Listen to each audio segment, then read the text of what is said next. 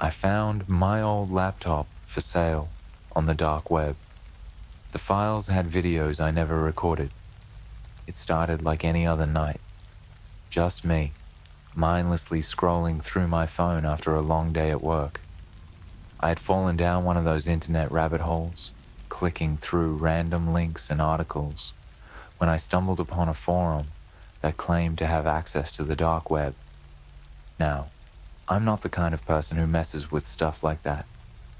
I've heard enough horror stories to know that nothing good comes from the dark web, but curiosity got the best of me. I've always been a bit of a tech geek, and I figured, why not? It's not like I was going to do anything illegal. I just wanted to see what all the hype was about. So after some digging, and using a VPN to stay anonymous, I found myself on a dark web marketplace. The site was sketchy, to say the least. No flashy graphics or anything, just a black background with plain white text and links leading to who knows what. Most of the listings were for stuff you'd expect. Drugs, stolen credit card info, fake IDs. It was like a digital flea market for crime. I was just about to close the page when something caught my eye. A listing for a laptop. But not just any laptop. It was my laptop.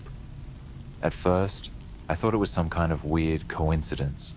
The model was the same as the one I used to own, and the description even mentioned some cosmetic damage on the left side of the keyboard, the same exact scratch mine had after I dropped it a few years back. But what really sent a chill down my spine was the sticker. In the photos attached to the listing, I could see the faded remains of a sticker I had put on the cover when I first bought it. It was of a band I used to listen to back in college. The sticker had peeled off mostly, but the outline was unmistakable. My heart started racing as I stared at the screen. There was no way this was real. That laptop had been stolen from me almost 2 years ago. I'd left it in the back seat of my car one night, and when I came back the next morning, the window was smashed and the laptop was gone. I reported it, of course, but nothing ever came of it. I figured it had been pawned or scrapped for parts, but here it was, for sale on the dark web. I clicked on the listing, my hands shaking slightly. The seller had uploaded more photos, screenshots of the desktop, file folders, everything. It was unmistakably mine. I recognized the wallpaper, a picture of my old dog, and even the names of some of the files. Old school projects, personal photos, stuff that no one else would have access to. The seller was asking for a ridiculous price, probably because it was loaded with years of personal data. But then something caught my eye in the description, and my stomach dropped. It said, "Contains hidden videos." Hidden videos? What the hell did that mean? I never recorded any videos on that laptop. I wasn't the kind of person who vlogged or made home movies. The closest I came to recording anything was screen captures for work. So, what was this guy talking about? For a moment, I debated closing the browser and pretending I'd never seen it. After all, messing around on the dark web was already risky enough. But I couldn't shake the feeling that there was something wrong. Something I needed to know. It was my laptop, after all. My files. What could possibly be on there? I made a split-second decision. I contacted the seller. I figured if I could just ask about the videos, maybe I'd get an explanation, something that made sense. But when the seller responded, it wasn't what I expected. There was no small talk, no negotiations, just a simple message. You should have checked them before you lost it. I felt a cold sweat break out across my forehead. What was that supposed to mean? I typed out a quick reply, trying to keep calm. What videos? I didn't record any. A few seconds passed before the next message came through. They're not for you, they're for them. That was enough. I closed the browser, slammed my laptop shut, and sat there in the dark, my mind racing. For the first time, I felt like I'd stepped into something I shouldn't have. I tried to calm myself down, telling myself it was just some weirdo trying to mess with me. But the more I thought about it, the more unsettled I became. Those files, those videos, they weren't mine. So who the hell had put them there? I didn't sleep that night. Every creak and groan of my apartment seemed louder, like someone was watching me, waiting for me to do something. By the time the sun came up, I had convinced myself that it was all a bad dream, that I was overreacting. But deep down, I knew I wasn't. I spent the next day obsessing over the whole thing, checking my laptop, searching my own files for anything out of place, but nothing was wrong. Everything was as it should be, until I opened my email. There was one new message. No subject, no sender, just a single line of text. Do you want to see what they saw? My blood ran cold. I stared at the email, my heart pounding. There it was again, that vague, unsettling phrase. Do you want to see what they saw? It felt like a challenge, a taunt even. But the worst part? I knew, without a doubt, that whoever sent it knew more about my stolen laptop than I did. For a long minute, I couldn't move. My fingers hovered over the keyboard, debating whether to delete the message or reply. But curiosity, morbid, irrational curiosity, pushed me forward. I couldn't leave it alone. I had to know what those videos were, who had put them there, and why. So, against my better judgment, I replied, "Who are you?" I sat there, staring at the screen, waiting for a response. Time seemed to stretch out. 5 minutes, 10, still nothing. My mind was racing, running through every possible scenario. Was it a hacker? Someone who had access to my stolen laptop? Or worse, someone who'd been using it without me knowing? Just as I was about to close my email, a notification popped up. The reply was simple, almost casual. Check the file. It's waiting for you. Check the file. What file? I quickly navigated to my file explorer, scrolling through the folders on my current laptop. Everything seemed normal at first, but then, buried deep in a folder I hadn't touched in years, I found something I didn't recognize. A single video file with no name, just a long string of numbers. My stomach twisted into a knot. How had this gotten here? I hesitated for a moment, but before I could change my mind, I clicked on the file. The screen went black for a second, and then the video started. At first, it was just static. That grainy, white noise kind of static you see in old TV shows or broken VHS tapes. But then, slowly, the image cleared, and I found myself staring at a dark room. The video was shaky, as if someone had filmed it with an unsteady hand, the camera panning slowly around the space. The room looked familiar, too familiar. It was my apartment. I felt my heart drop into my stomach as the camera moved, capturing the living room, the kitchen, and then the hallway that led to my bedroom. It was like I was watching my own life from the perspective of someone lurking just out of sight. The hairs on the back of my neck stood up, and I fought the urge to turn around, just to make sure I was alone. The video continued, the camera moving methodically through my apartment, and then it stopped, focusing on the closed door of my bedroom. The person behind the camera didn't go inside, didn't open the door. They just stood there, breathing heavily, the sound of it faint but unmistakable. I could hear the rise and fall of their breath, slow and deliberate, like they were waiting for something or someone. Suddenly, the screen went black again. My fingers gripped the sides of my laptop, heart pounding in my ears. I thought the video was over, but then, just as I was about to close the file, something else appeared on the screen. A text overlay, simple and white, as if it had been typed over the footage. This was just the beginning. I slammed the laptop shut, my hands shaking. What the hell was that? Who had filmed it? How had they gotten into my apartment without me knowing? I jumped up, checking the locks on my doors and windows, my heart racing. Everything was secure. But the unease gnawed at me, like something or someone was still watching, waiting for me to make a move. I paced around the room, trying to calm myself down, but the questions kept swirling in my head. Why would someone send me this video? How had it ended up on my laptop? I hadn't shared my old files with anyone, and this wasn't the kind of thing that could happen by accident. And then, just as the panic started to settle in, my phone buzzed. A new message. No number, no contact name. Just like the emails. There's more. Don't stop now. I stared at the screen, my mind spinning. How was this even happening? Someone had to be messing with me. That was the only logical explanation. But the nagging feeling in the back of my mind told me this was something else. Something much worse. I wanted to stop.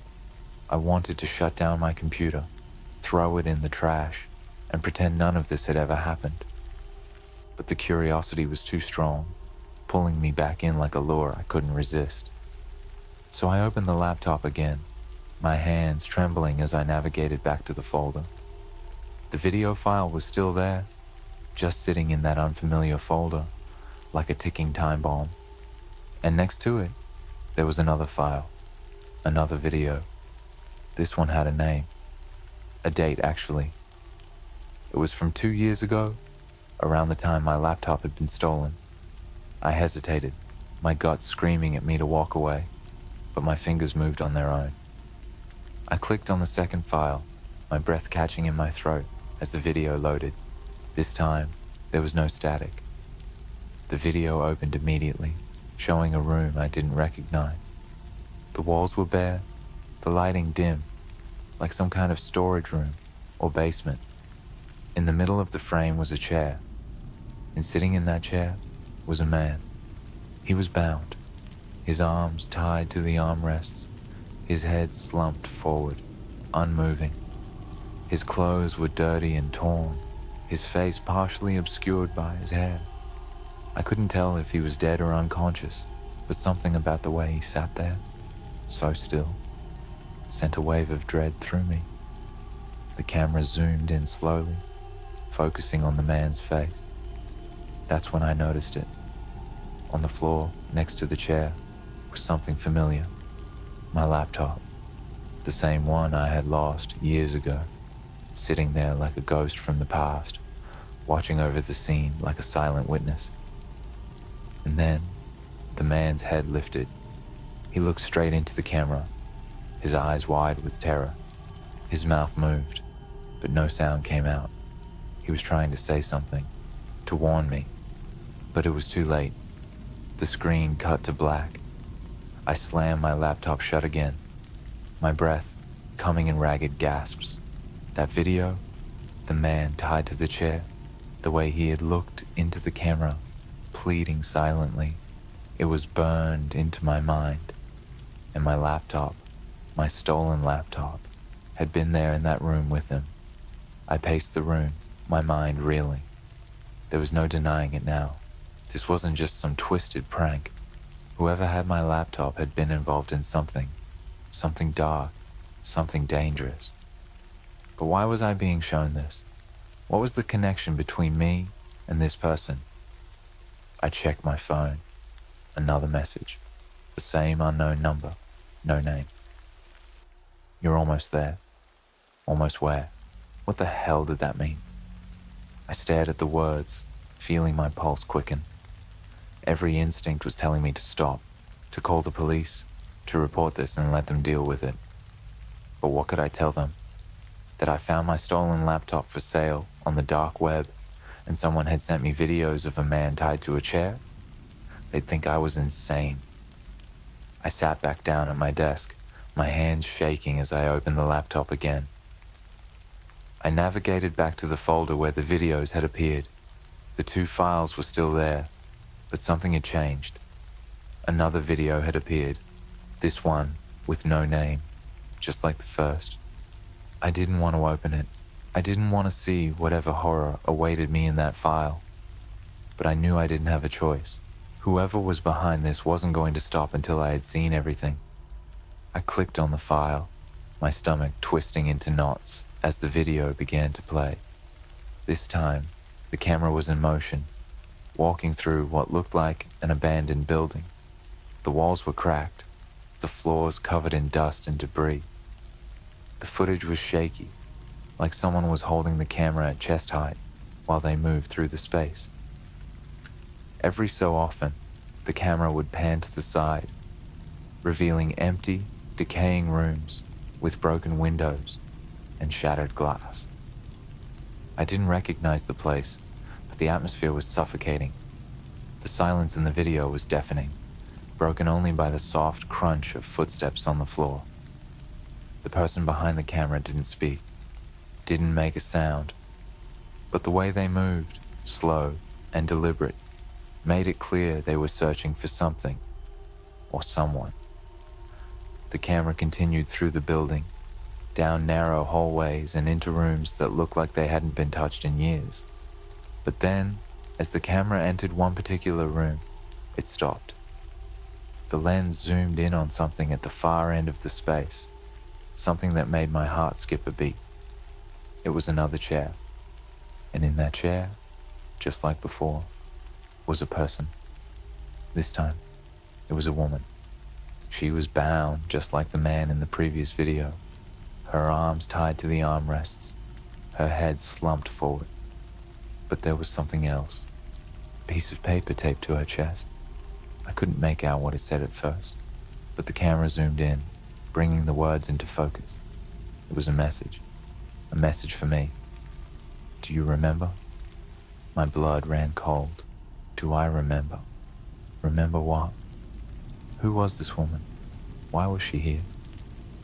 My mind was racing, trying to piece together the connection, but I was coming up empty. I didn't know her. I'd never seen her before in my life. The camera held the shot for a long moment, as if daring me to figure it out. And then, just as before, the woman's head slowly lifted. Her eyes were wide, terrified, her lips trembling as she tried to form words. But no sound came. She stared directly into the camera, into me, and for a moment, I thought I saw recognition in her gaze, like she knew me. And then the screen went black. I sat there, frozen, my heart pounding in my chest. The room felt suffocating, the air thick and heavy. My mind was spinning, trying to make sense of what I'd just seen. What was I supposed to remember? What connection did I have to these people? Before I could process it, my phone buzzed again. Another message. You're getting closer. I didn't respond this time. I didn't know what to say. Instead, I opened the video folder again, desperate to find some kind of clue, something that would explain this nightmare. And that's when I saw it. A new folder, one I hadn't seen before. It was named Memories. My throat tightened. I didn't remember creating a folder with that name, and the last thing I wanted was to see what was inside. But I couldn't stop myself. I clicked on it, my heart racing as the contents loaded. Inside were dozens of files, all with familiar names, old photos, school projects, documents I hadn't touched in years. But buried among them, there was another video. This one was different from the others. It had a title, Home. I hesitated, my finger hovering over the touchpad. I knew, deep down, that whatever was in this video was the key, the answer to everything, but I wasn't sure I was ready to see it. I took a deep breath and clicked. The video opened with a shot of a house, a small, suburban home, the kind you'd find in any quiet neighborhood. It looked familiar, but I couldn't place it. The camera panned slowly around the yard, capturing the front door, the windows, the overgrown grass, and then it hit me. I did recognize the house. It was the one I grew up in. The camera moved closer, stepping up onto the porch and pushing open the front door. Inside, the house was just as I remembered it. Small, cozy, with old furniture and family photos on the walls. But something was wrong. The air in the video felt wrong, like the place had been abandoned, left to decay in silence. The camera moved through the house, stopping in front of my old bedroom door. I felt my chest tighten as it slowly creaked open, revealing the room I hadn't seen in years. The bed, the desk, the posters on the walls. It was all the same. And then the camera turned to the closet. I held my breath as the door to the closet slowly swung open, revealing the dark space inside. For a moment, nothing happened. The camera just held the shot, waiting. And then, from the shadows, something moved. A figure stepped out. It was me, or at least, it looked like me. The figure had my face, my clothes, my movements, but there was something off about it. Something wrong. It was like looking at a reflection that had been twisted, distorted in some subtle but terrifying way. The figure stepped closer to the camera, its eyes locking onto the lens. And then, in a voice that chilled me to the core, it spoke. "You can't run from what you've forgotten." The screen cut to black.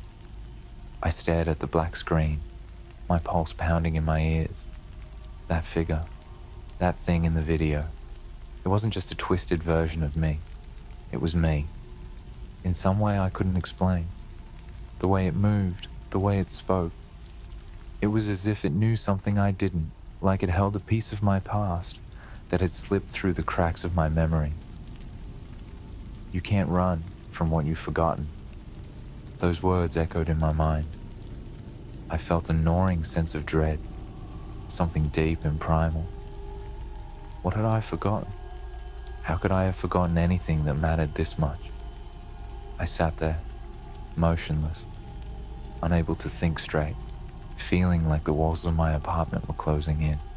I clicked out of the video, hoping for some kind of reprieve. But instead, my laptop glitched for a second, and then a new folder appeared. It was named Moments. I didn't create this one either, and it sat there on the desktop like a ticking bomb, daring me to open it. My throat went dry as I hovered over it. I wanted to shut the laptop down, to walk away and never look back, but I knew there was no point. This was too deep now. Whoever, or whatever, was behind this wasn't going to let me escape. I clicked on the folder. Inside were more videos, but these weren't recordings of strangers in dark rooms. They were home videos, ones I didn't remember ever taking. They showed me, as a kid, playing in my backyard, laughing and talking to someone off camera. But the audio was distorted, warped, like it was being dragged through water. The laughter, the voices, they were mine. But they weren't right. I clicked through the videos, my unease growing with each one. It was like watching a life I had lived but didn't fully remember. And then, as I reached the last file, something in my chest tightened. The name of the file was just a single word. Him. I hesitated, knowing this was going to be different from the others. My hand hovered over the touchpad, every nerve in my body screaming at me to stop. But I clicked. The video started with a shot of a park. Not just any park. It was the one I used to visit as a kid. I hadn't been there in years, but seeing it again triggered a flood of memories. The camera panned across the familiar swings and slides, but there was no one there.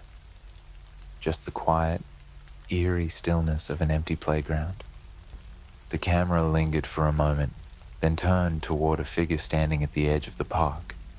My breath caught in my throat. It was a man. I couldn't make out his face, but there was something familiar about the way he stood, the way he seemed to be waiting. The camera zoomed in on him, slowly closing the distance, But the closer it got, the more distorted the footage became. His face stayed blurred, unrecognizable, but I could feel his presence like a weight on my chest. The figure didn't move, didn't speak. He just stood there staring at the camera, or maybe at me, through the screen.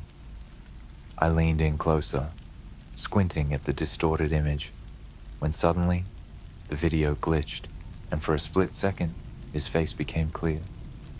I recoiled, my heart leaping into my throat. It was him, the man from my childhood, the one I had forgotten about. Memories came rushing back, memories I had buried deep down, things I hadn't thought about in years. The man. He had been around when I was a kid, always at the park, always standing just out of reach, watching. I'd never spoken to him, but I remembered the way he made me feel, uneasy, like something was off. My parents had warned me to stay away from strangers, but he had never approached, never spoken. I had forgotten about him. Until now. The video cut to black again, but this time, there was no relief. My mind was spiraling. How had I forgotten this? How had I buried it so deep that it had taken a video on my stolen laptop to bring it back? And then my phone buzzed. Another message.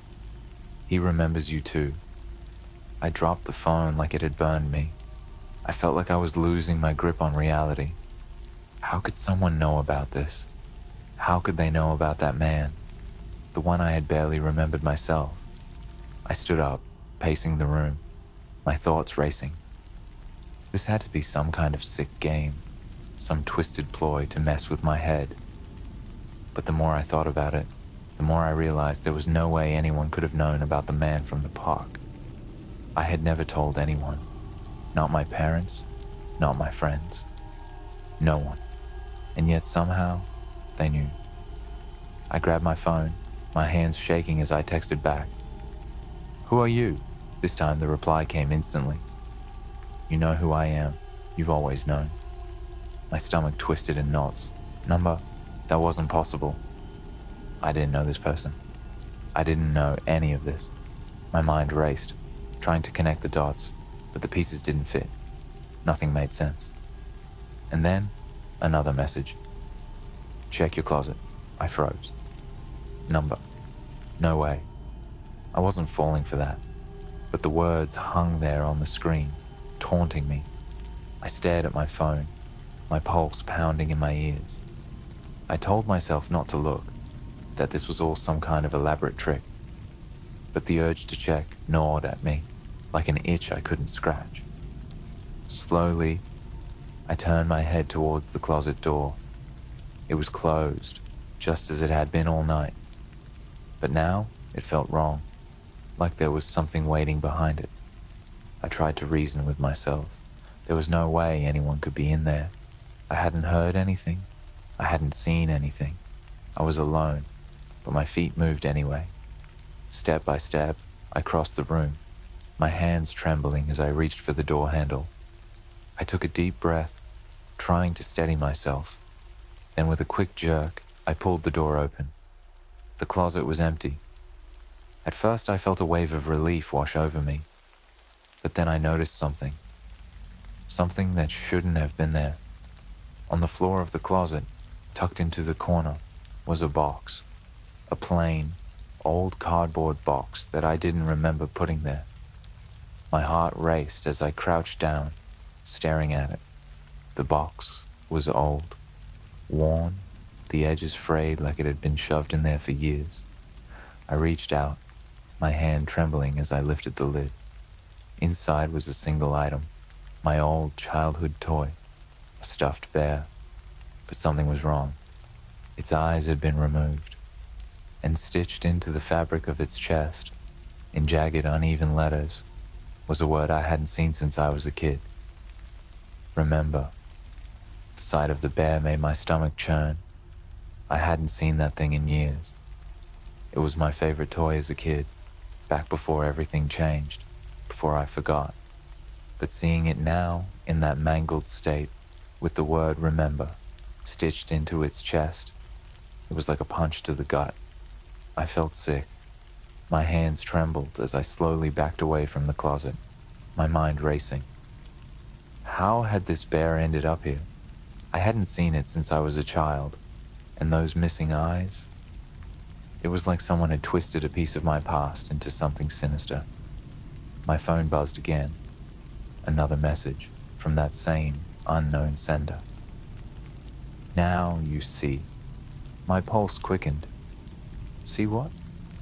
What was I supposed to understand? I wanted to scream, to throw my phone across the room, and forget this nightmare, but I knew that wasn't an option. I had to know. I had to finish this. I texted back, my fingers shaking as I typed. Why are you doing this? What do you want from me? The response came immediately, like they'd been waiting for me to ask. It's not about what I want. It's about what you forgot. That didn't make any sense. What was I supposed to have forgotten? My mind raced back to the videos, to the man in the chair, the woman, the figure that looked like me, and the man from the park. The memories were there, just out of reach, like a faded photograph I couldn't fully make out. I glanced back at the bear, that word, remember, staring up at me from his chest. And then it clicked. The memories I had buried so deep, there was something I hadn't been able to face. My childhood. The man at the park. I sat down on the floor, my back against the wall, and forced myself to think back, to dig into the corners of my mind where I had hidden those memories. I'd been so young, maybe 5 or 6, when I first noticed him. The man who always stood at the edge of the playground, watching. He never approached, never said a word, but I knew he was there. I remember feeling uneasy around him, telling my parents about him, but they brushed it off. They said he was just someone passing through, not to worry. But the truth was, I saw him more and more. He was always there. And one day, he wasn't just watching. He approached me. I could see it now, the memory unraveling in my mind like a thread being pulled too tight. He came up to me one day when I was alone, standing by the swings. I don't remember exactly what he said, but I remember feeling scared. He offered me something, a toy, or maybe candy. I can't recall, but I didn't take it. I ran, and that was it. I never saw him again after that. My parents must have heard about it, because soon after, they moved us to a new house, a new neighborhood, and I forgot about him, or at least I thought I had. But clearly, that wasn't the case. I picked up my phone, my hands shaking as I typed another message. The man from the park, what does he have to do with this? The reply came, as quick as before. He's not done. I froze. Not done? What did that mean? My skin crawled as the weight of those words settled over me like a dark cloud. It had been years since that encounter, decades even. How could he still be involved in my life? And then, another message popped up. Look outside. I sat there, paralyzed. Number. Not again. The last time I'd been told to look outside, it had nearly sent me into a panic. But something in me, the same reckless curiosity that had led me down this dark path, pushed me to move.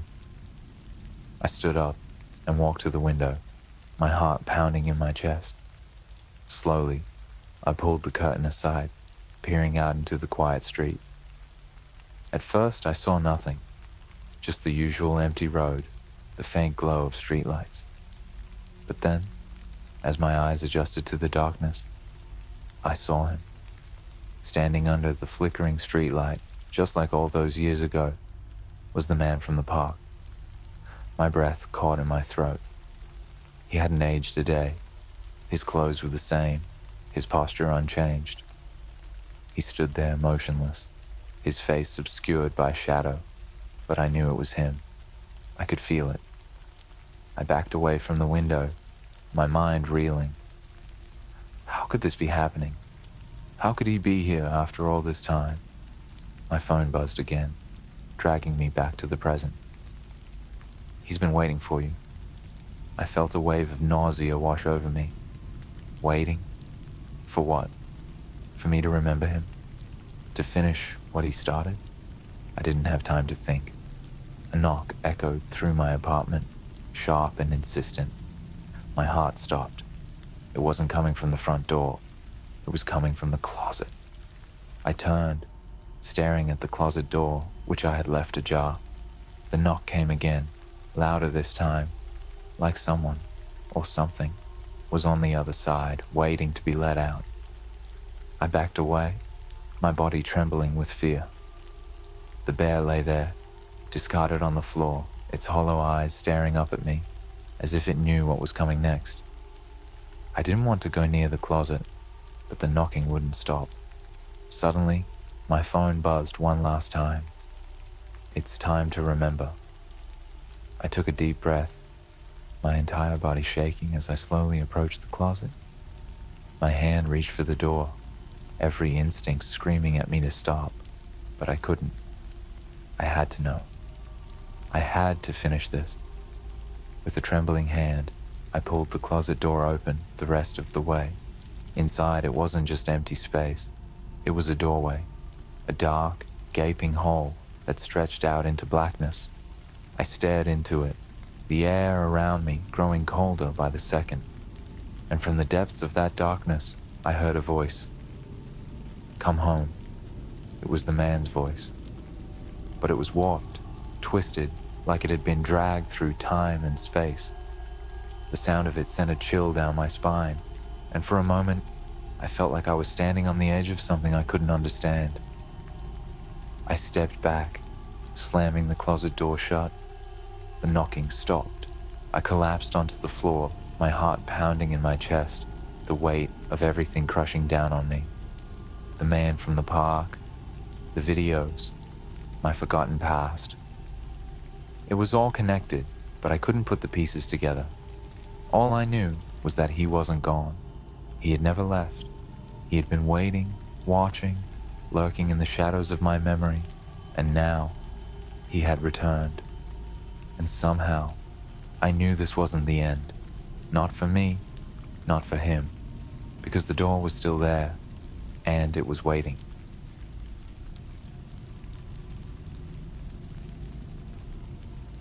A friend sent me a link to a dark web website. The site shows everything I do in real time. It all started with a message from one of my oldest friends, Greg.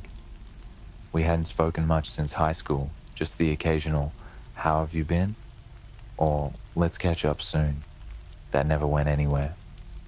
That's why it felt so random when his name popped up on my phone one evening. "Hey man, you gotta check this out." Below it was a link. No context, no explanation.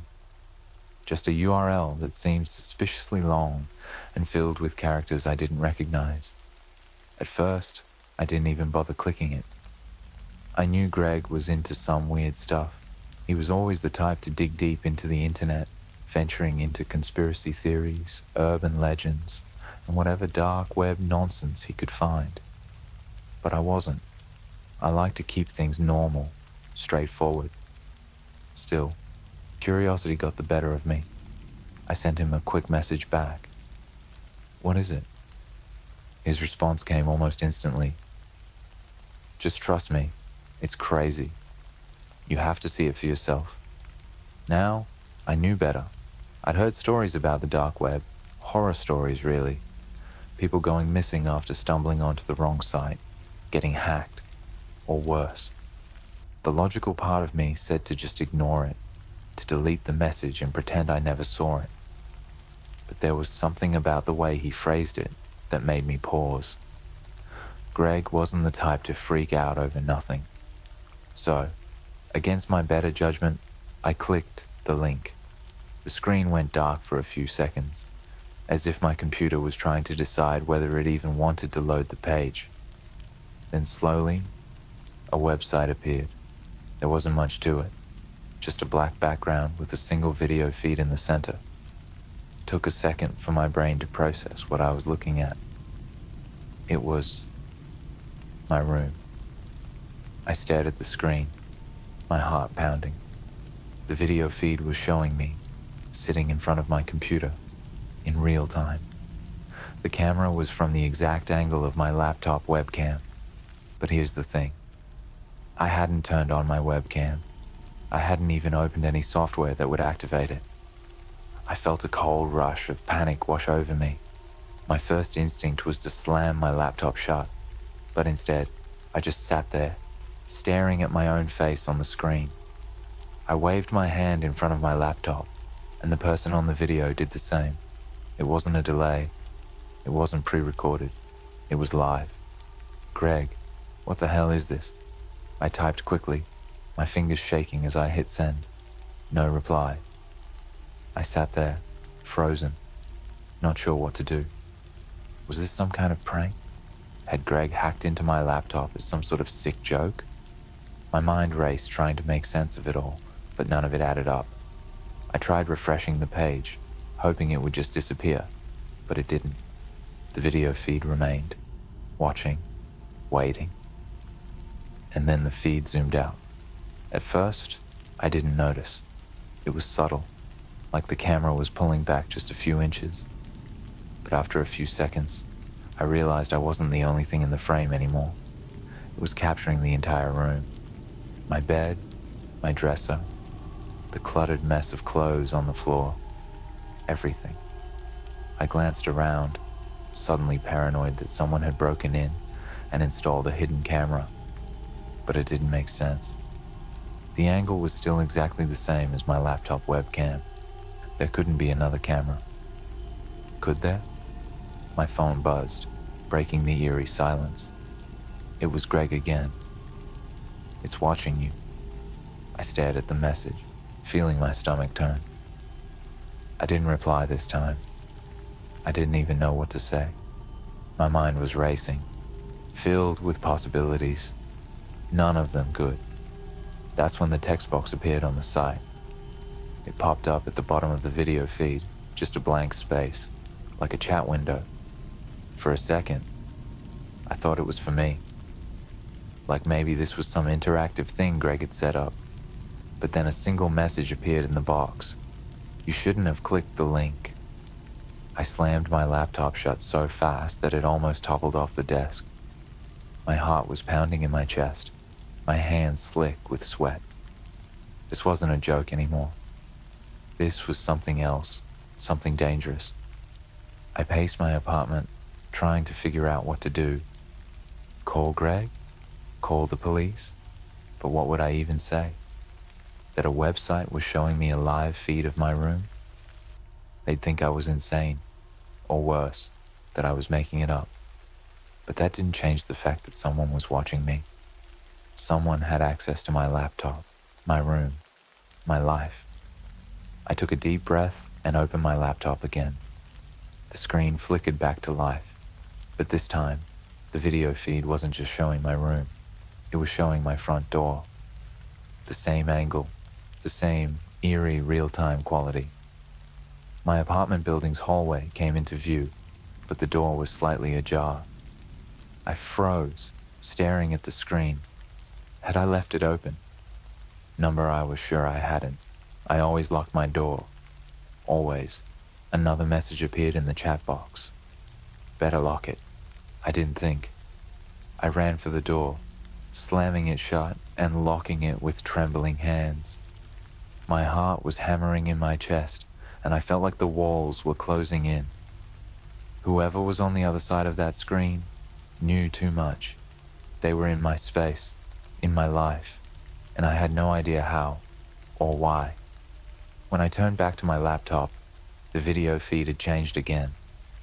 This time, it was showing me standing at the door, watching myself, watching them watching me. My phone buzzed again. It's not over. I wanted to throw my phone across the room. I wanted to disconnect the internet, smash the laptop, do anything to break whatever connection had been made. But I knew deep down that none of that would stop it. Whoever was behind this had already found a way in. They were showing me that I had no control, that they were everywhere, and I had no idea what they wanted. After I locked the door, I just stood there, staring at it, half expecting someone to knock or burst in, but nothing happened. The apartment was silent except for the faint hum of my laptop. I tried to calm down, to tell myself that this was all some elaborate prank Greg had set up. Maybe he hacked into my camera, or maybe there was some remote control software I didn't know about. But as much as I tried to convince myself, I knew deep down that this was something else, something worse. I took a deep breath and forced myself to walk back to the laptop. The video feed still showed me standing by the door, but now there was something different about it. The camera angle was the same, but there was something on the floor just out of frame. A box. I blinked, glancing around my apartment. There was no box here, nothing like what I was seeing on the screen. But there it was, clear as day in the video feed, sitting just outside the camera's reach.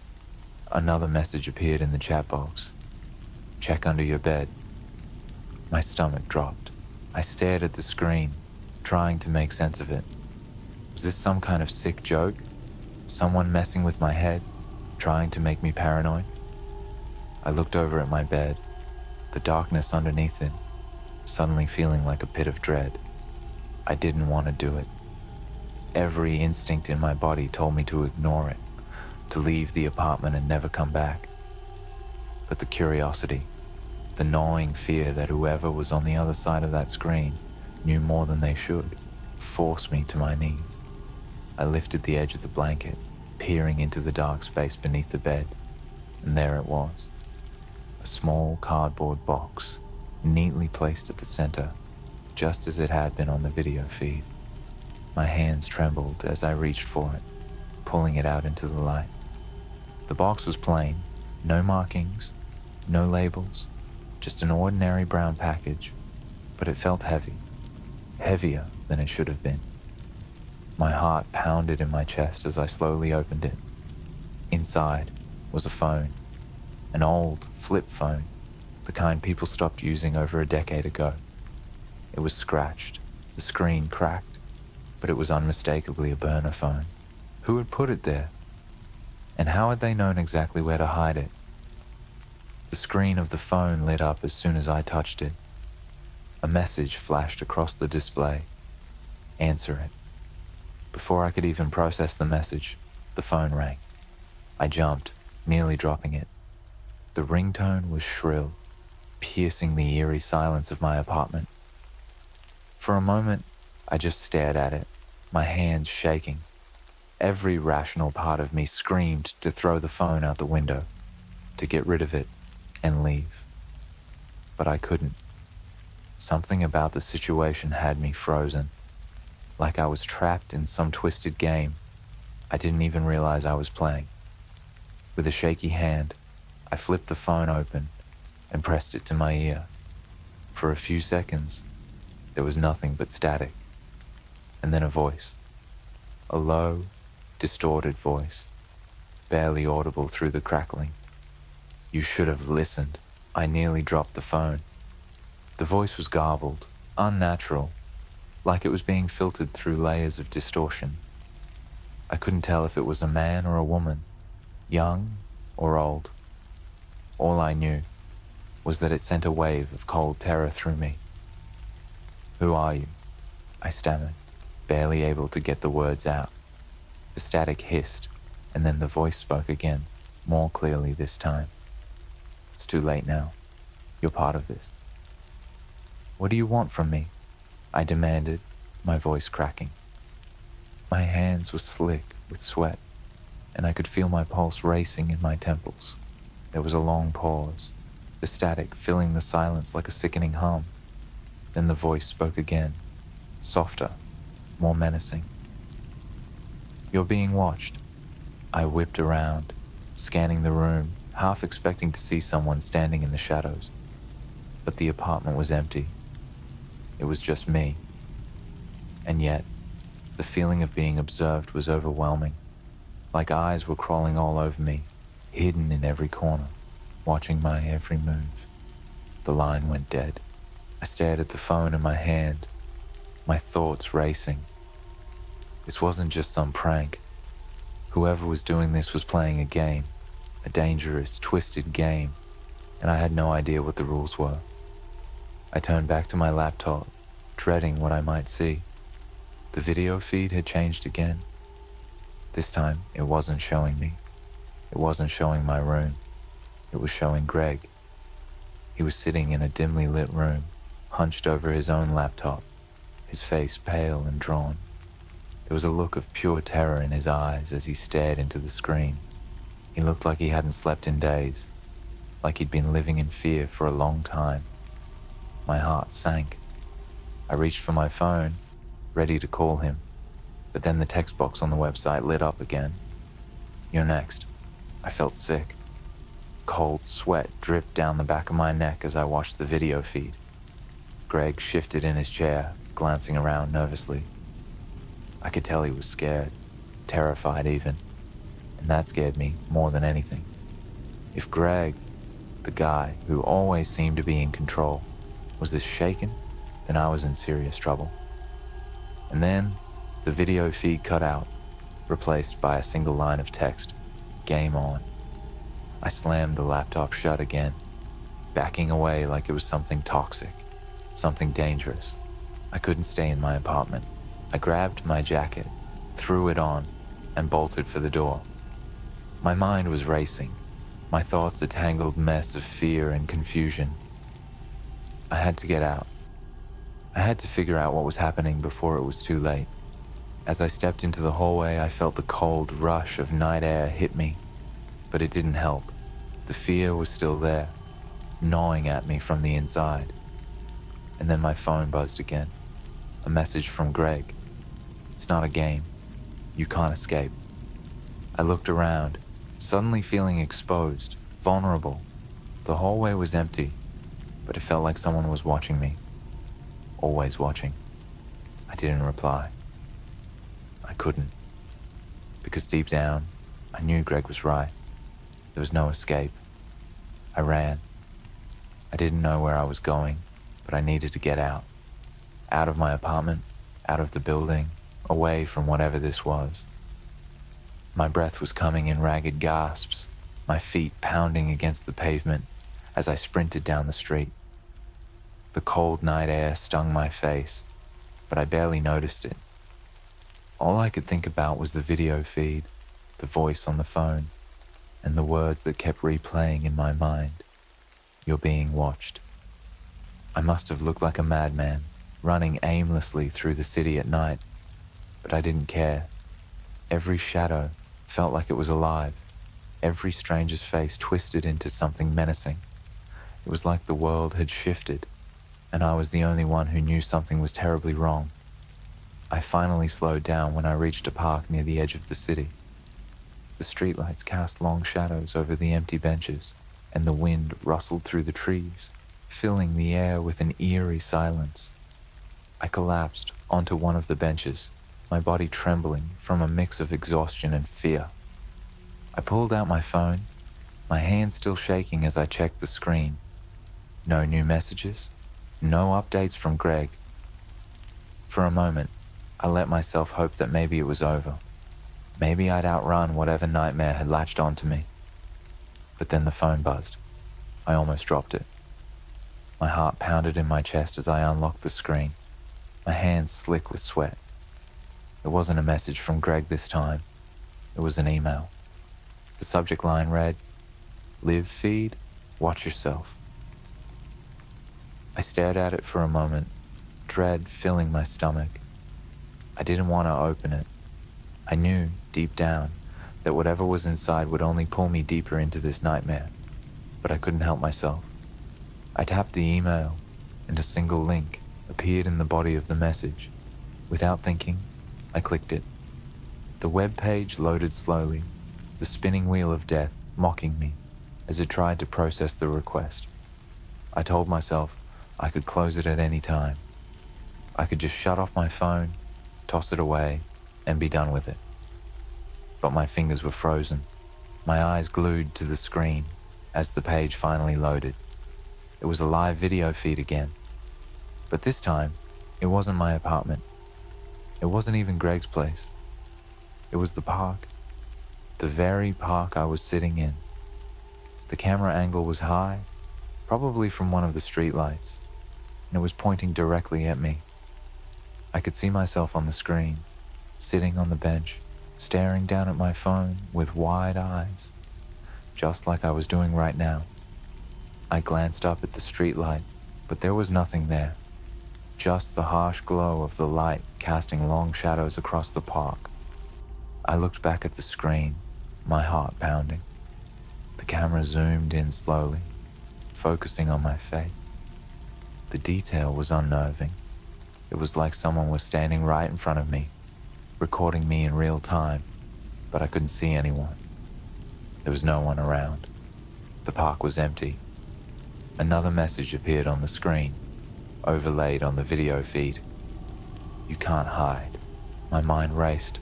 I jumped to my feet, scanning the park for any sign of movement. But there was nothing. No figures lurking in the shadows, no cameras hidden in the trees, just me, alone. And yet I wasn't alone. I could feel it.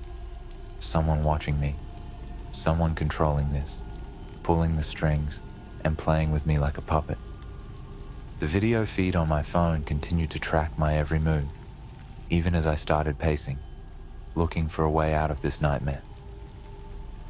My phone buzzed again. This time it was a video message. With shaky hands, I opened it. The video was short, just a few seconds long, but it was enough to make my blood run cold. It was footage of my apartment. The camera was inside now, panning slowly across my living room, my kitchen, my bedroom. The phone in the video was sitting on the coffee table, and the camera zoomed in on it, focusing on the screen. It showed a countdown. 0, 0, 59, 0, 0, 58, 0, 0, 57. I felt like I was going to throw up. Was it a bomb? Was someone inside my apartment right now, waiting for that timer to hit 0? My mind was spinning, racing with all the worst possibilities, but I couldn't think straight. Another message flashed on my phone, over the video feed this time. TikTok. I took off running again, this time heading straight back to my apartment. I didn't care if it was a trap, if they were trying to lure me back. I couldn't just leave. Not with that countdown ticking away. I sprinted through the empty streets, my heart pounding in my chest, the world blurring around me as fear took over. By the time I reached my building, I could barely breathe. I rushed up the stairs, fumbling with my keys, nearly dropping them as I tried to unlock the door. I burst into my apartment, my eyes darting around the room, looking for anything out of place. The countdown on my phone was at 00:15. I stared at the screen, my pulse racing. The phone and the video was still sitting on the coffee table, the numbers ticking down towards 0. 00, 10, 009. I rushed over to the coffee table, half expecting to find some kind of bomb or device, but there was nothing. Just my apartment, eerily quiet. I checked every corner, every drawer, looking for something, anything that might explain what was happening. 003, 002. I froze, staring at the timer as it hit 0. And then, nothing. No explosion, no sirens, no sudden noise, just silence. The phone in the video was still sitting there, as if mocking me. I stared at it, my mind struggling to make sense of what had just happened. Was this all just another part of the game? A way to keep me on edge? To make me paranoid? I picked up the phone, my hands still shaking, and glanced at the screen. The video feed was still running, but there was no more countdown. No more threats, just one final message, written in bold text across the screen. Welcome to the next level. The message, welcome to the next level, glared back at me from my phone screen. My heart was still pounding from the panic of that countdown, but now there was nothing. No explosion, No sudden appearance of some masked figure, just silence, and that message mocking me. Next level? What the hell did that even mean? I stood in the middle of my apartment, every nerve on edge, my mind spinning with possibilities. Whatever game this was, I wasn't playing it on my terms anymore. If I ever had been. I was being dragged deeper and deeper into something I couldn't control. And every time I thought I had a handle on it, the rules changed. I needed to get out. I couldn't stay in my apartment. But the idea of going anywhere else felt just as dangerous. Whoever was behind this seemed to know everything. Where I was, what I was doing. And now, apparently, they could make me believe my life was in danger with just a few taps on a screen. I pocketed my phone, grabbed my jacket, and left the apartment, locking the door behind me. I didn't have a plan. I just needed to move. The building's stairwell echoed with each step, making me jump at every little sound. By the time I got to the street, my anxiety was so high I could barely breathe. I started walking, forcing myself to keep a steady pace, my eyes scanning the street for anything out of place. It was late, and the neighborhood was quiet, the kind of silence that felt too perfect. There were no cars passing by, no footsteps, no distant hum of a city going about its business. Just an eerie stillness. And then, as I walked past a row of parked cars, my phone buzzed again. I stopped dead in my tracks. Every instinct screamed at me not to look, to just keep walking, but I couldn't resist. I pulled out my phone, dread pooling in my stomach. It was another email. This one had no subject, no message, just an attachment, a video file. I stared at it for a long moment, my finger hovering over the screen. I knew I shouldn't open it, but I was already too far down this rabbit hole to stop now. With a deep breath, I tapped the file. The video opened to the same dark room I had seen Greg in earlier. The camera was positioned at a weird angle, almost like it had been set up on the floor. Greg was there again, but something was different. He wasn't sitting at his desk this time. He was lying on the floor, face down, his body completely still. For a second, I thought he was dead. But then, slowly, agonizingly, slowly, he lifted his head. His face was pale, his eyes hollow and wide, filled with a terror that made my blood run cold. He looked directly into the camera, as if he knew I was watching. "Don't follow the rules," he whispered. "It's a trap." Before I could even process what he was saying, the camera jerked violently, and Greg was pulled out of frame. I heard him scream, a guttural, desperate sound that made my heart lurch, but the video cut out before I could see what happened next. The screen went black, and a single message appeared. He broke the rules. I stood there, frozen, my phone still in my hand, my brain trying to catch up with what I'd just seen. Greg was in trouble, serious trouble, and whatever game we were both caught in, he'd somehow broken the rules. Rules I didn't even know existed.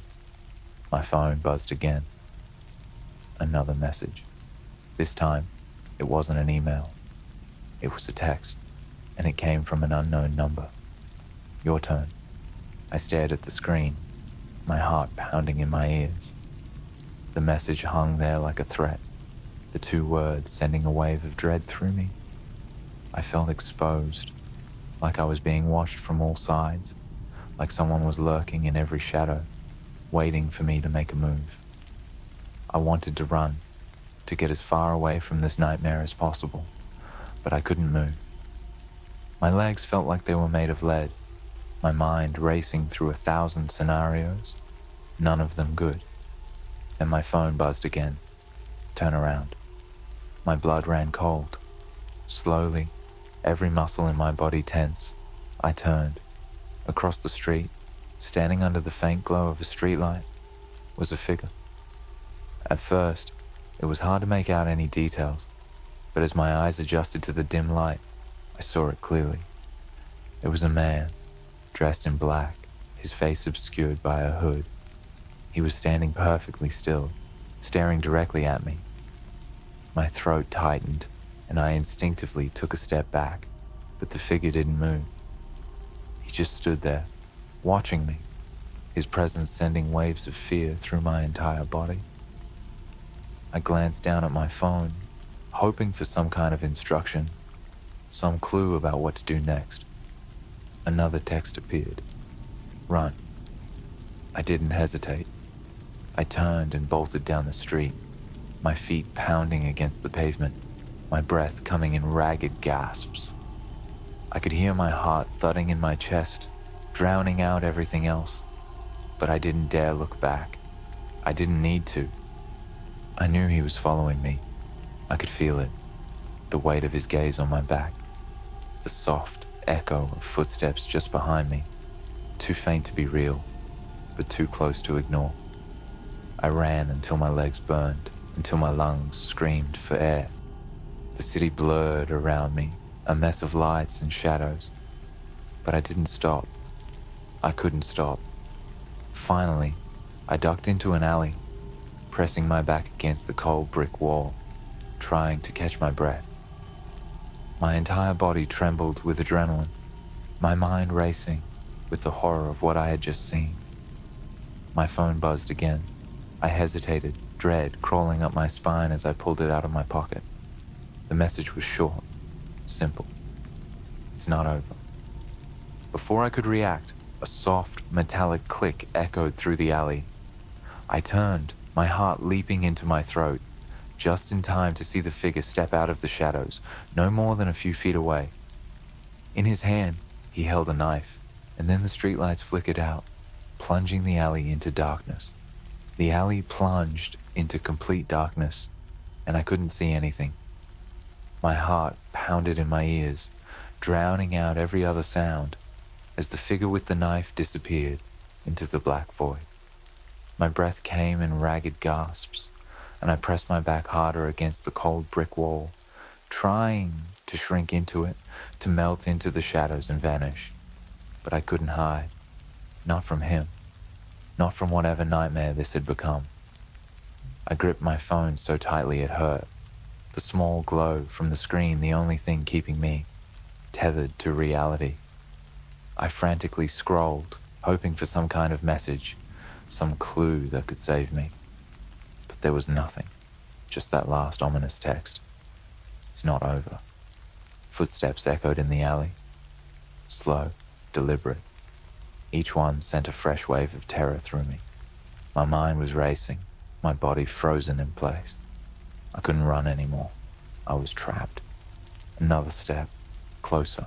I forced myself to look up, squinting into the pitch black. The faint outline of the man with the knife was there, barely visible, but unmistakable. He wasn't rushing.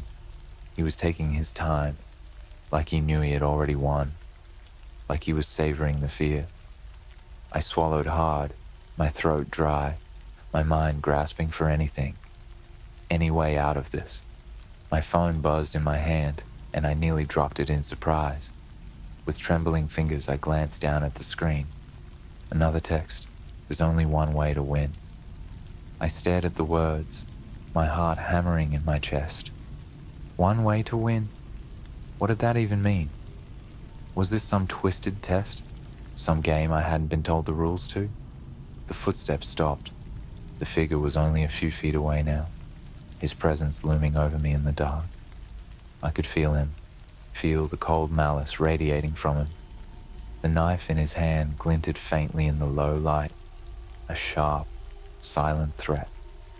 My phone buzzed again. Confess. My pulse spiked. Confess? Confess what? I didn't have any dark secrets, no hidden sins that someone could hold against me. But the message burned in my mind. I had to do something, anything, or this was going to be the end.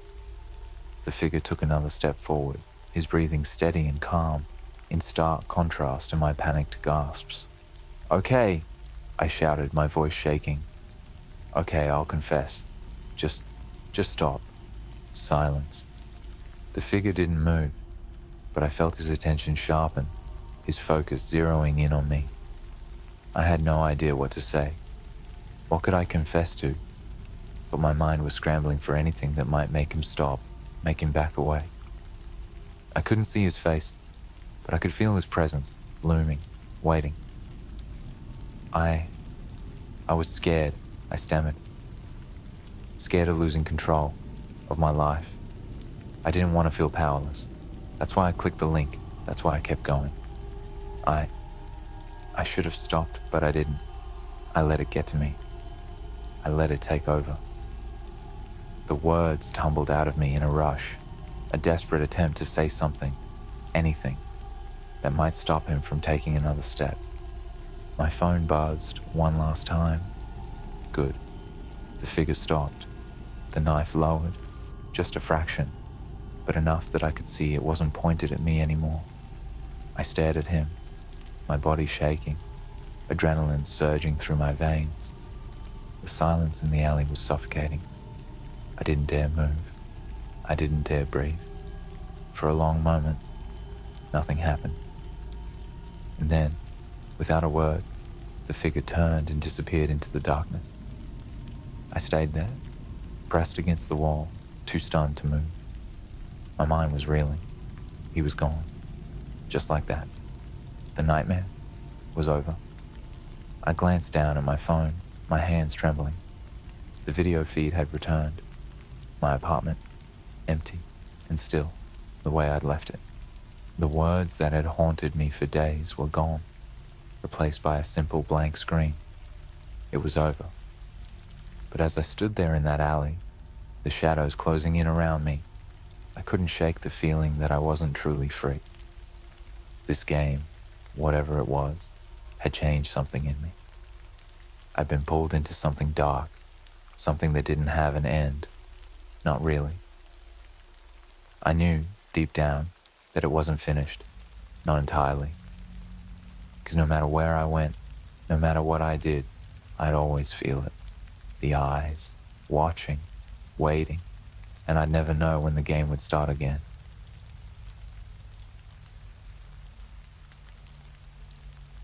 I was hired by a dark web company to clean their files. I found photos of people I know. I never considered myself a computer expert. I mean, sure, I knew my way around software, had a decent understanding of code, and could troubleshoot the occasional glitch, but I wasn't some hacker or tech genius. What I did have, though, was an eye for cleaning up digital junk, sorting through corrupted files, debugging, stuff like that. It wasn't glamorous work, but it paid the bills. So, when I saw a job offer online that seemed almost too good to be true, I should have known better. I'd been browsing some sketchy freelance sites for extra cash, but this one stood out. The listing was vague, just a request for someone to clean files on a secure server. The pay was absurd. Way more than any legitimate company would offer for what seemed like simple file management. But the thought of that kind of money, I didn't hesitate. I responded to the listing, expecting maybe a brief email back. Instead, I got an immediate reply with detailed instructions. No company name, no interviews, nothing. Just a simple message. We will contact you with further instructions. Follow them carefully. Payment will be transferred upon completion. I should have stopped right there, but I was curious. And the money, well, who doesn't need money, right? A couple of hours later, I received another email, this one with a link to a private server. It was encrypted, password protected, and, judging by the design of the site, deep web stuff. This wasn't just your average cloud storage. The whole setup gave off that unnerving vibe you can't quite put your finger on, but the promise of that payout kept me from questioning things too much. I clicked the link and was taken to what looked like a series of folders. Each one had a name, just strings of random letters and numbers. At first glance, they seemed like typical encrypted file names, Nothing out of the ordinary for someone wanting to keep their data secure. But there were hundreds of them. The job seemed straightforward enough. Delete corrupted files, organize the rest, and make sure everything was clean and in order. Easy work, especially for the kind of money they were offering. So I got started. The first few folders were simple enough. Junk files, corrupted images, some documents that didn't open. I deleted them without a second thought. But as I kept going, things started to feel off. The file names started getting weirder, like someone had just mashed the keyboard. And the content, that's when it really started to get strange. It was when I opened one folder in particular that I felt something was seriously wrong. The files were all photos, hundreds of them, but they weren't like any photos I'd ever seen before. The images were blurry, dark, like they'd been taken from a distance or through dirty glass. The subjects, people, weren't posing. They didn't even seem to know they were being photographed. They looked like they were being watched. I scrolled through them, feeling my stomach twist with each new image.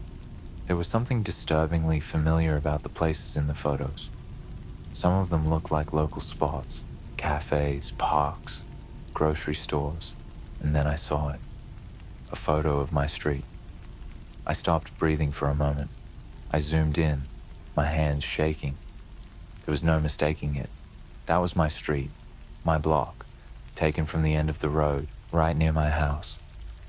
The angle of the shot made it seem like the photographer was watching from a car, or maybe standing by a fence.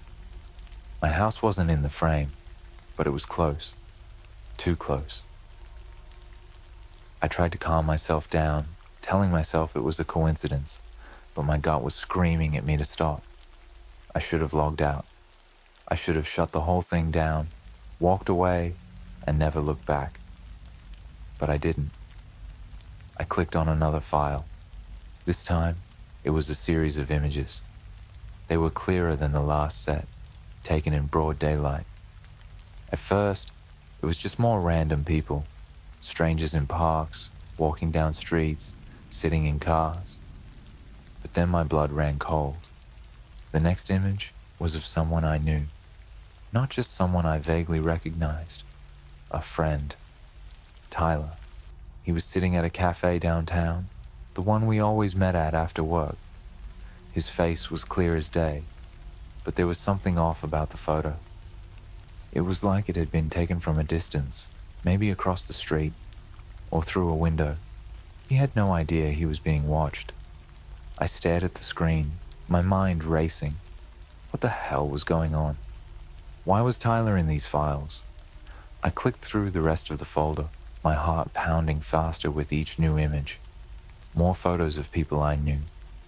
First Tyler, then my coworker Jenna, then my neighbor, Mrs. Hargrove. The last photo in the folder nearly made me drop my laptop. It was me, taken from the same street corner as the photo of my block.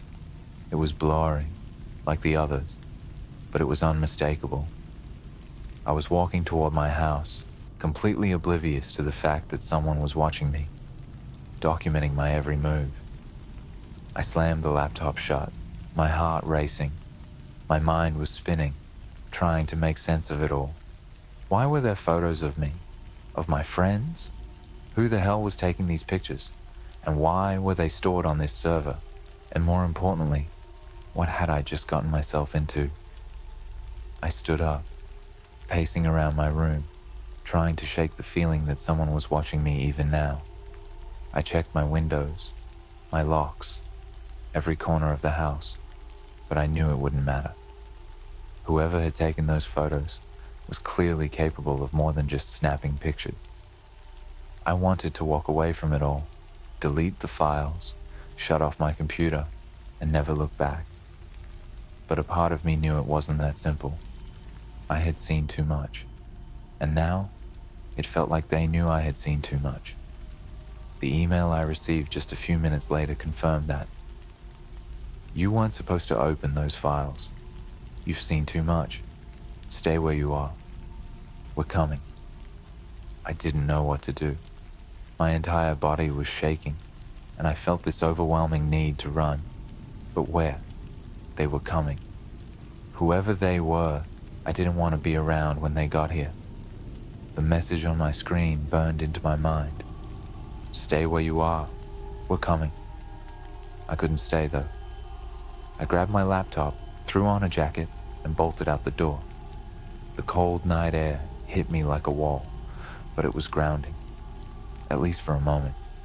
The world outside felt eerily normal, which almost made it worse.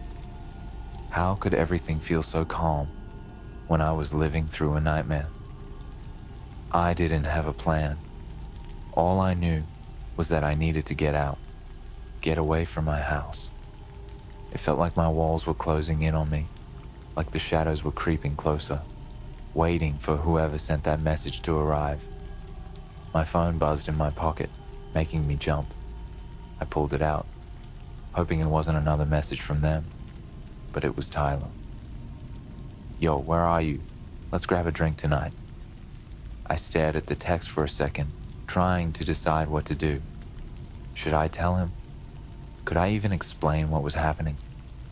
I didn't want to drag him into this mess, but maybe he could help. At the very least, I didn't want to be alone. I sent a quick reply. Something's wrong. Meet me at the park. The park near our place was always empty at night.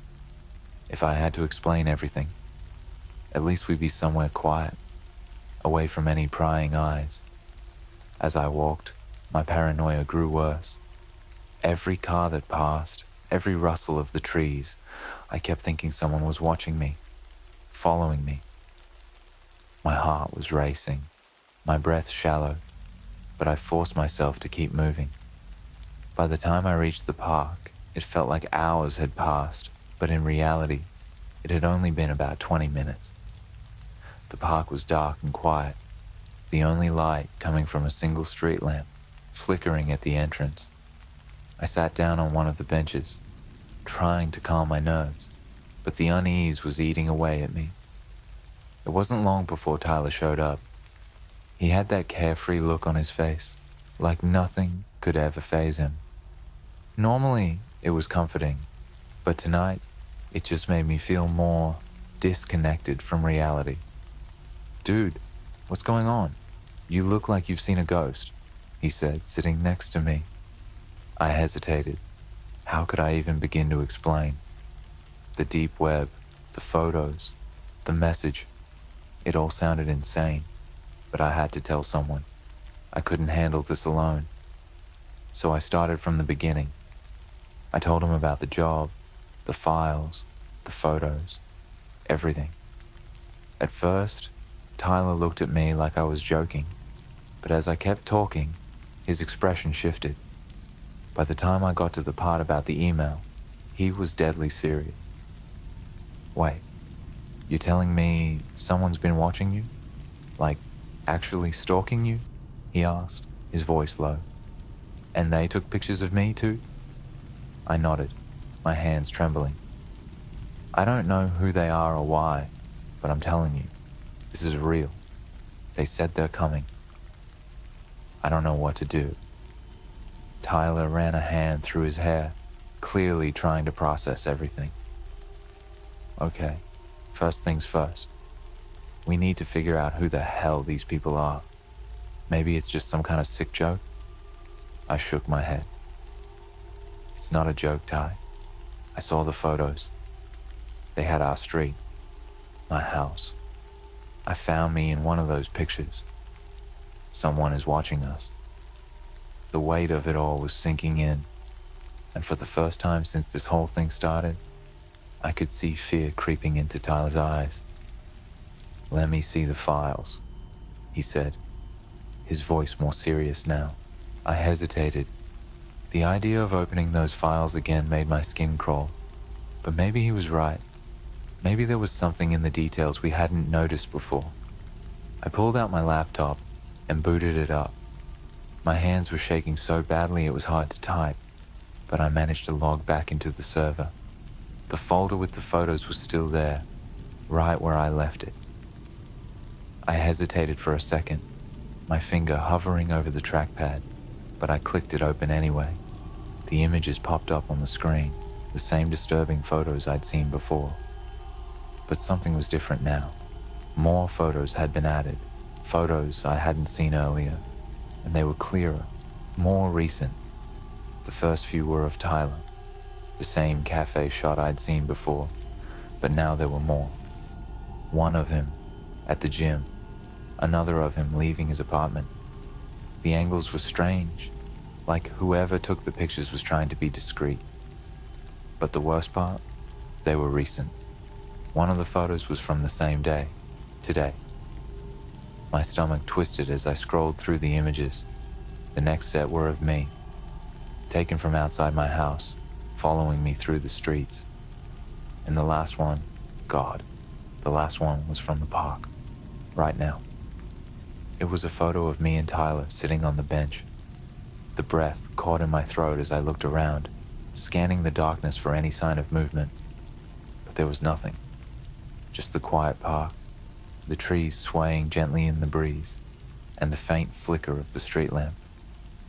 "They're here," I whispered, barely able to get the words out. "They're watching us, right now." Tyler stood up, his eyes wide with panic. "We need to get out of here, now." I didn't argue. We grabbed our stuff and started walking as fast as we could toward the exit. My heart was pounding in my ears, my mind racing. I kept looking over my shoulder, expecting to see someone, anyone, lurking in the shadows. But the park was empty, completely still, except for the distant hum of cars on the main road. As we made our way back to Tyler's apartment, neither of us spoke. The silence between us was thick with fear. I could feel it crawling under my skin, the weight of knowing that someone was out there, watching us, following our every move. When we finally reached his place, Tyler locked the door behind us, double-checking the windows and pulling the blinds shut. I sat on the couch, my head in my hands, trying to make sense of it all. But there was no making sense of this. Nothing about it felt real anymore. It was like we had stepped into a nightmare and couldn't find the way out.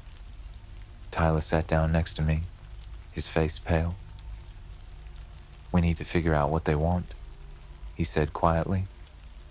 "Why us?" I didn't have an answer. All I knew was that we were in way over our heads, and whoever these people were, they weren't playing games. And then my phone buzzed.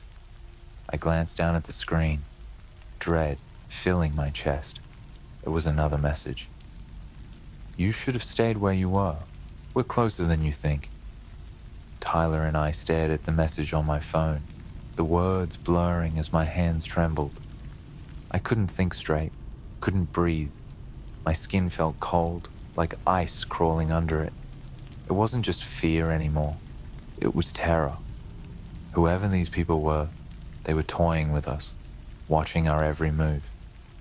Tyler stood up, pacing around his living room, muttering to himself. "This is crazy. This can't be happening. They have to be bluffing, right?" But we both knew better. They weren't bluffing. Whoever they were, they knew where we were, and they knew everything. The photos, the messages, it was all too precise, too real. I looked around Tyler's apartment, suddenly feeling like the walls were closing in. Every shadow seemed sharper, every sound louder.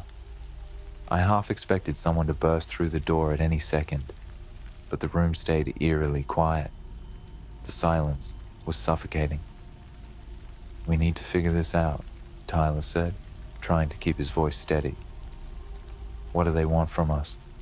What did you do when you opened those files?" I shook my head, running a hand through my hair. "I don't know. I was just cleaning up files. It was a basic job. Delete corrupted data, organize the rest. I didn't know they'd have pictures of us, of people we know." Tyler rubbed his face, frustration and fear mixing in his expression. "You didn't touch anything else? Didn't download anything?" I paused, thinking back to the moment I opened those folders. Number, I didn't download anything, but I looked at a lot of the files. Maybe that's all they needed. Maybe just seeing them was enough. Tyler cursed under his breath, his pacing speeding up. We need to wipe everything. Your laptop, the files, everything. He was right. If we were going to have any chance of getting out of this, we needed to destroy the evidence, whatever it was that linked us to these people. I opened my laptop again, feeling a sick knot in my stomach as I logged back into the server. But the moment the server loaded, my screen flashed and a new message appeared. Too late. You've seen it all. I froze, my blood turning to ice. Tyler looked over my shoulder, reading the message aloud. What the hell does that mean? Before I could answer, the laptop screen flickered and went black. I tried rebooting it, but nothing worked. It was dead. This is bad, I muttered, feeling my heart race again. They've already shut me out. Tyler grabbed his phone and started dialing. We need help, man. We need to go to the cops or something. But deep down, I knew that wasn't going to work.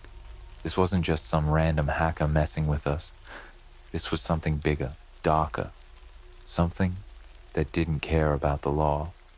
Tyler, stop, I said, grabbing his arm. The cops can't help us. They probably won't even believe us. He hesitated, his phone halfway to his ear, then dropped it. Then what do we do? Just wait here for them to show up? I didn't have an answer. The silence between us was filled with dread. Every second felt like we were getting closer to whatever end these people had in store for us. I couldn't sit around and wait. We had to do something, anything. And then it hit me. The server, I whispered. It's not just about the files. There has to be more. Some kind of connection, something linking us to them. If I can get access again. You just said they shut you out, Tyler interrupted, shaking his head. You want to go back in? I nodded, swallowing hard. If we can figure out who's running this, maybe we can find a way out. But we need to act fast. They're already onto us. Tyler looked at me like I was insane, and maybe I was. But what other choice did we have? He sighed, rubbing his face again. All right, fine. But if this goes south, it won't, I lied. I had no idea what I was doing, but it was better than sitting here, waiting to get picked off. I grabbed Tyler's laptop and tried to access the server again. It took a few minutes, but eventually, I found a back door through a different URL. A mirror of the original link.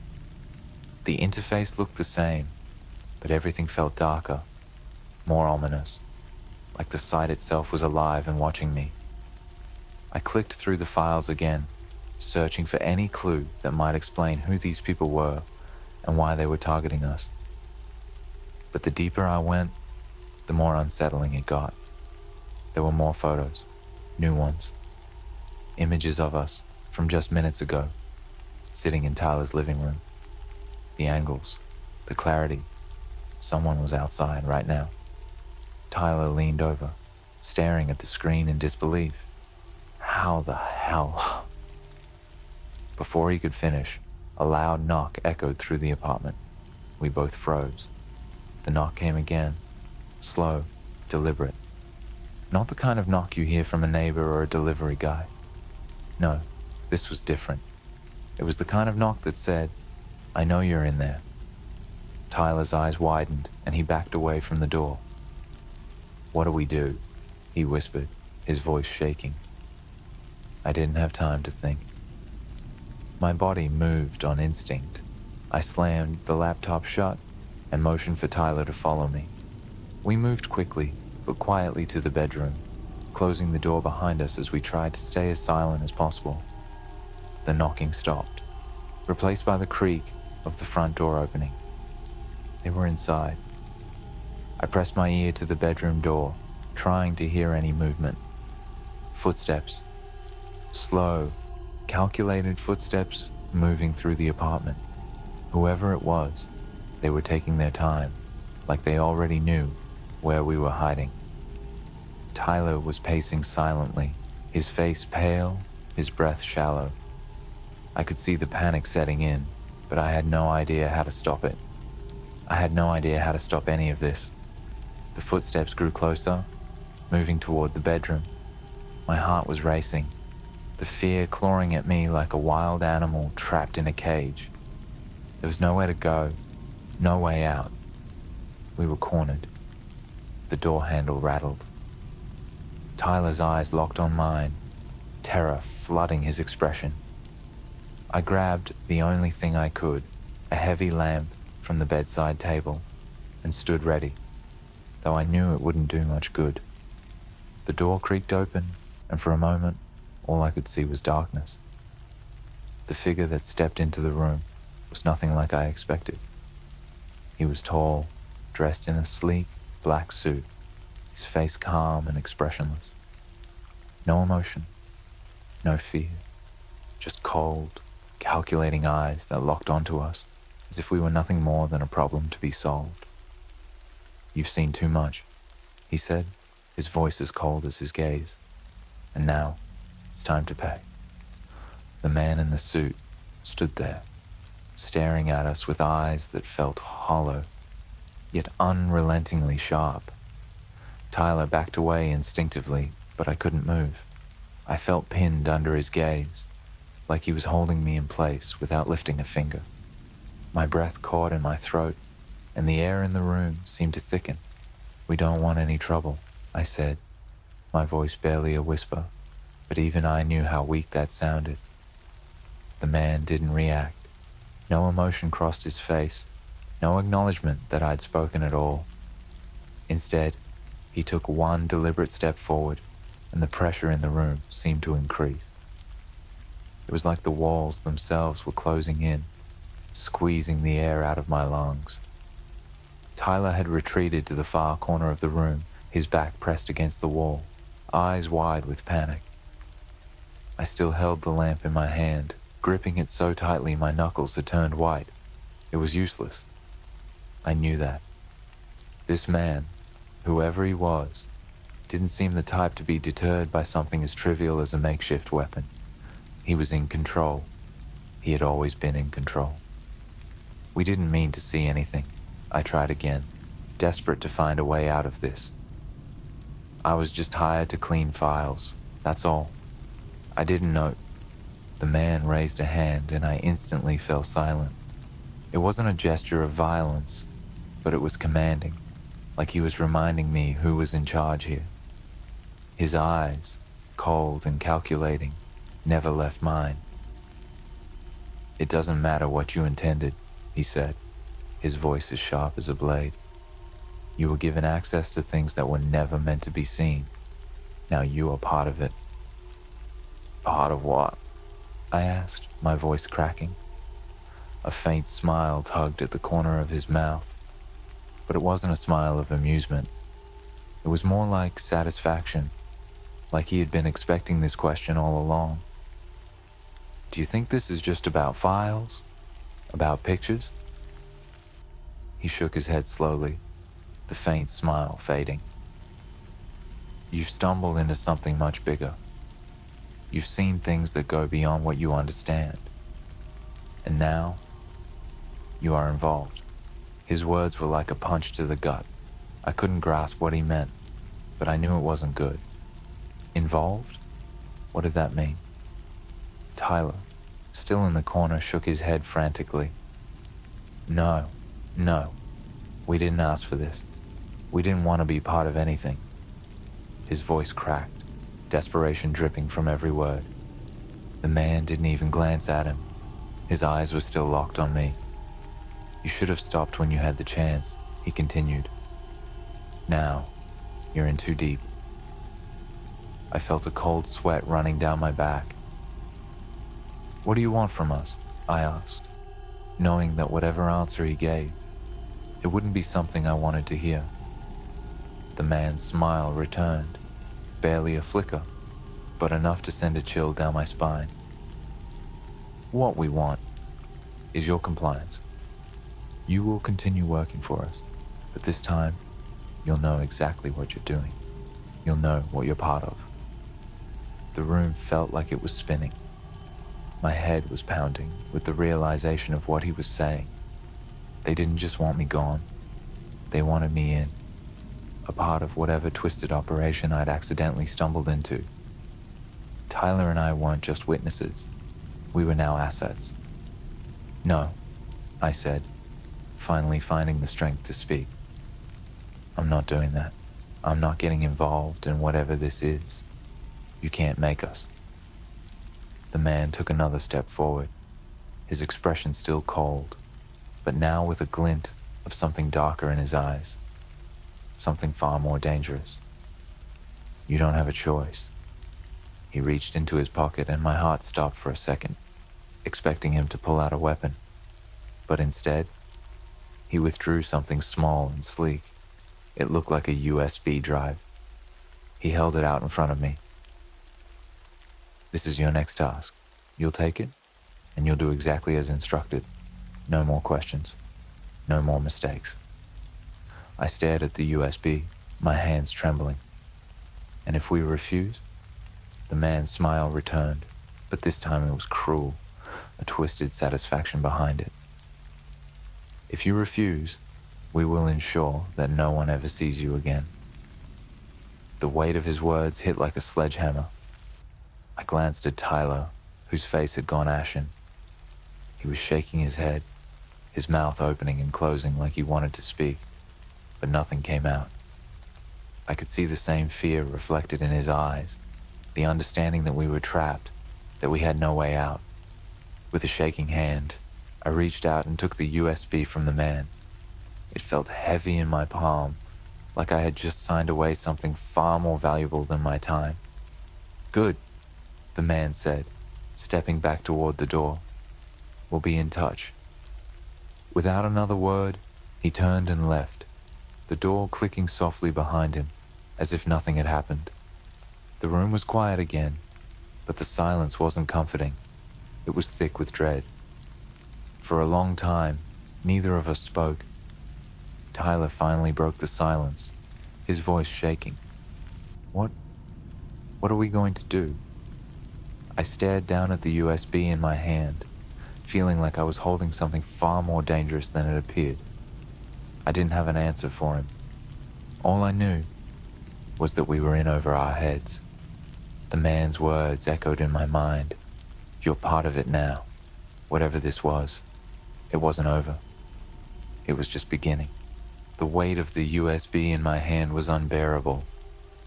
Tyler paced around the room like a caged animal, running his hands through his hair, his eyes wide and panicked. I couldn't blame him. My own mind was spiraling out of control, trying to comprehend the enormity of what had just happened. What do we do, man? Tyler's voice was barely more than a whisper. We can't work for these people. We can't go along with whatever this is. I knew he was right. Every instinct I had was screaming at me to smash the USB, to run as far away as possible, but there was no point. They had us. No matter what we did, there was no escaping this now. The man's calm, cold voice played on repeat in my head. You don't have a choice. I stared at the small drive in my palm, the cold metal reflecting the dim light of the room. Whatever was on this thing, whatever they wanted from us, it was just the beginning. My throat tightened, and I could feel the rising panic clawing at me. But I pushed it down. I had to think. We had to survive.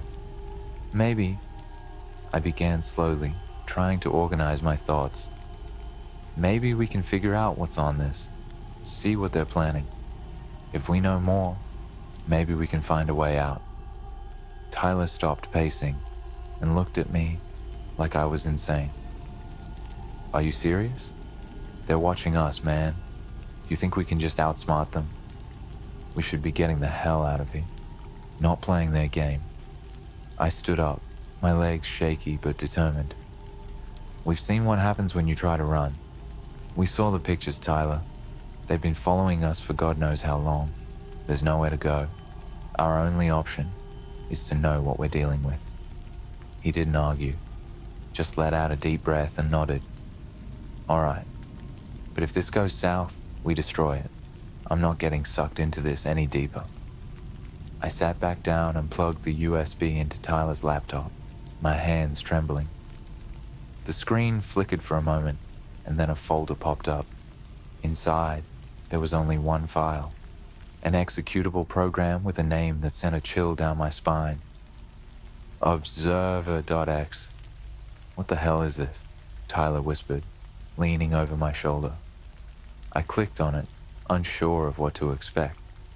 The screen went black for a few seconds, and I could hear the faint hum of the laptop's fan spinning faster, like it was struggling to process whatever this program was. Then, the screen flashed to life. At first, it looked like a security feed, a series of video windows, each showing different locations. But as I looked closer, I felt my stomach drop. These weren't just random places. These were houses, apartments, streets I recognized, places I'd been before. The feed shifted, and one of the windows showed a familiar sight. My house.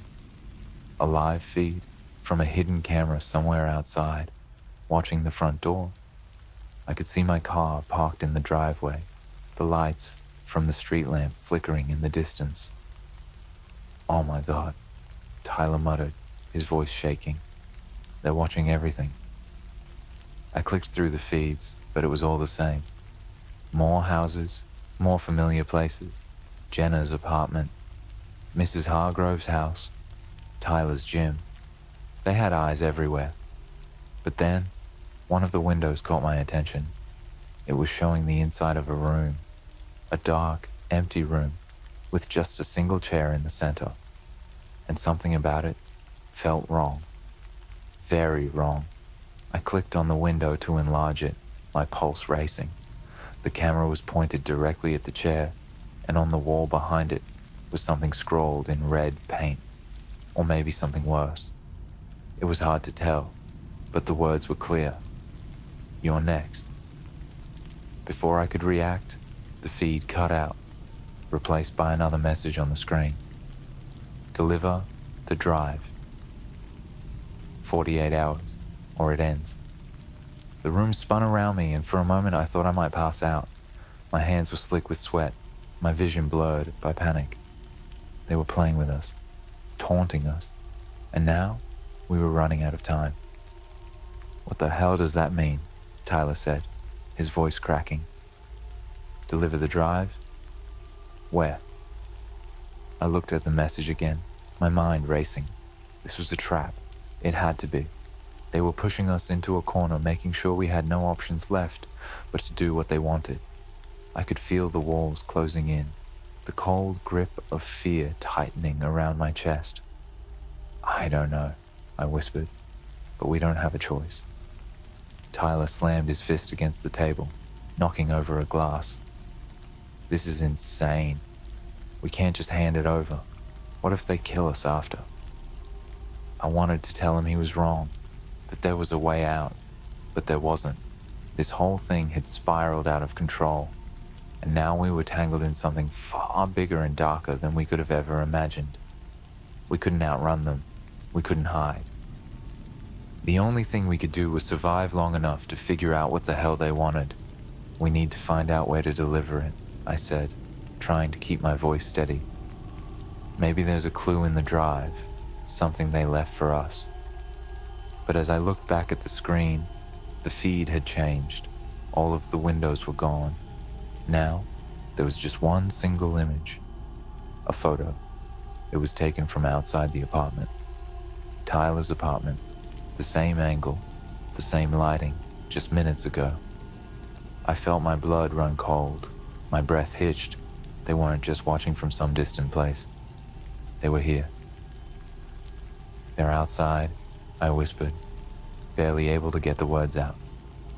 Tyler rushed to the window, pulling the blinds aside, his face pale. "I don't see anyone," he said, his voice trembling. They're close. We have to go. I grabbed the laptop, my hands shaking. We didn't have a plan, didn't have any idea what we were walking into, but staying here wasn't an option. We were being hunted. There was no question about it. The two of us slipped out the back door, moving quickly through the shadows, keeping as low as we could. Every sound felt amplified. The rustle of leaves, the distant hum of traffic. My heart pounded in my chest, every nerve screaming that someone was watching us. I kept looking over my shoulder, half expecting to see the man in the suit, his cold eyes locked on me. We had no idea where we were going, but as we ran into the night, I knew one thing for certain. We were already too deep, and no matter where we went, no matter how far we tried to run, they would always be one step ahead.